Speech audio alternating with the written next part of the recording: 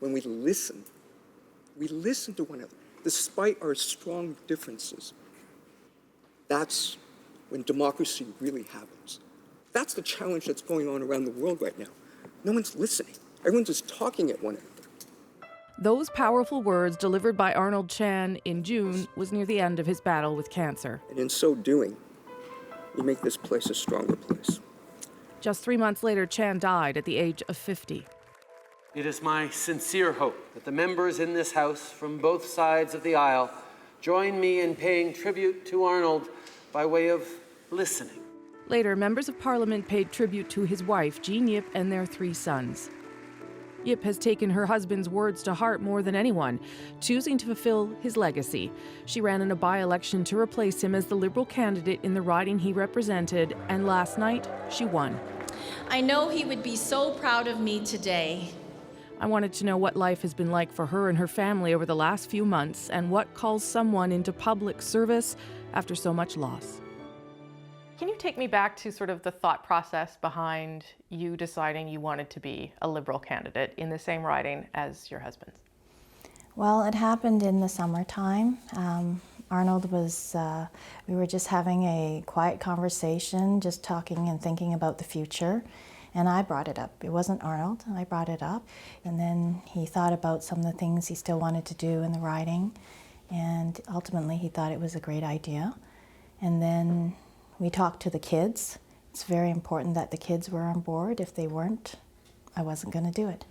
So with everybody on board, I thought, well, why not? So you say you brought it up to him. It just came to you? And what motivated it, do you think? I think it was because the community gave Arnold such support when he was in office and during the cancer journey that I thought it was my turn to give back. Simple as that? Yeah. And when you said it to him, what was his reaction? He was surprised, and then he thought about the kids. It's always been about the kids for Arnold. It was a long battle. Yes. Yeah. Tell me how he was when it came about the second time and when it started to get really bad. He was disappointed because he felt there was so much more he could do, professionally and personally. And as it progressed, he never complained. He was always so strong. Even when there was a combination of treatments, he still insisted on going to Ottawa. I don't believe he missed any votes. That was very important to him. Mr. Chan, Mr. Biddle, Mr. Watson. And the caucus members were so supportive. When they felt he had enough, I would get a text or a phone call saying, he's not doing so good. And then I would find a way to get him back to rest. Did you ever think that he was pushing himself too hard? Yes, I did. But he felt it was very important to continue to represent the people that voted for him. You had been married 19 years? Yes, and it feels too short. And was he, from the get-go, was he like that? Did he always want to give back? Yes. Yeah. Yeah, and politics was very much in his blood, and he told me right away. So you said he was disappointed when the cancer came back because he had lots left to do. But there came a point, if I'm not mistaken, where that just became impossible. And how did, I don't know how he came to that decision, or you came to that decision, that he shouldn't be going to work anymore. I think after the final speech, he realized it may be his final speech, and then with the summer break. I watched that speech just this morning again. I'd seen it obviously when it happened, but I watched it again to remind myself of what he said, because it struck a lot of people for lots of different reasons. And one of the things that struck me was what he said about you. I mean, he had particular things he wanted to say about everyone. But to you, he wanted to talk about devotion. I simply could not have asked for a more devoted partner in life as I have walked through this journey. Jean, without you, nothing. Nothing. So, what does that mean to you?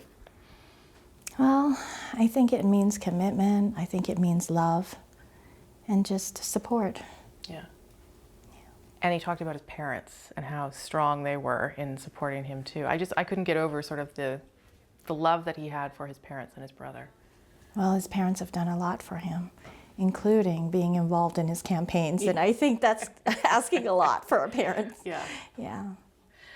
In those last few weeks, what was that like? What were you doing as a family in those last few weeks? Well, we were seeing a lot of his friends come to the house, and we knew it. We wanted to have everyone to say a final goodbye. Then we wanted to move forward and spend time as a family. And sadly, we didn't get that time. The boys had a day and a half just with him.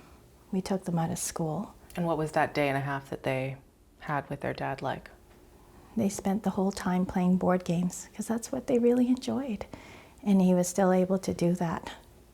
And did he spend some time talking to them? Did he pass on anything to them at that point, or had he said everything he needed to say? He had said everything he needed to say. He was trying to spend more time with them through the month, but we just didn't anticipate it. We thought there would be a couple more months and that we would have more family time together. Mm-hmm.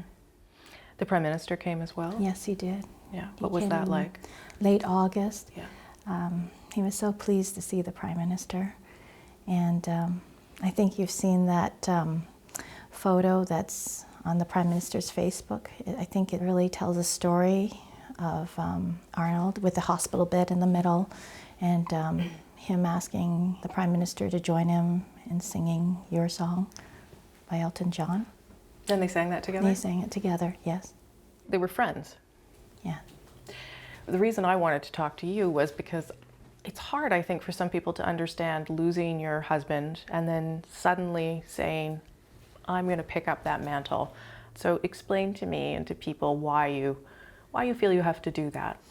I'm no different than anyone else who's lost a spouse.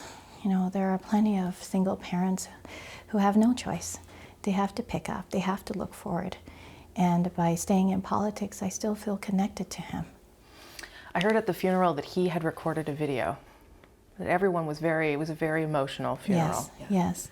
It was his way of saying goodbye to everyone because his life was so public and he just wanted people to know. If you invite them to a funeral, then I think you should be able to say something, right? And what did he say in the video? Well, he thanked everyone for their support, and he talked about the family, and he talked about how important friendships are that you make and to hang on to it.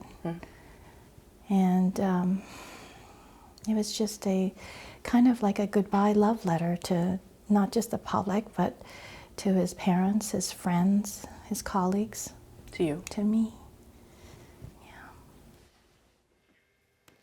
Jean Yip will be sworn in as the new Member of Parliament for Scarborough-Agincourt in the new year after MPs return from their Christmas break.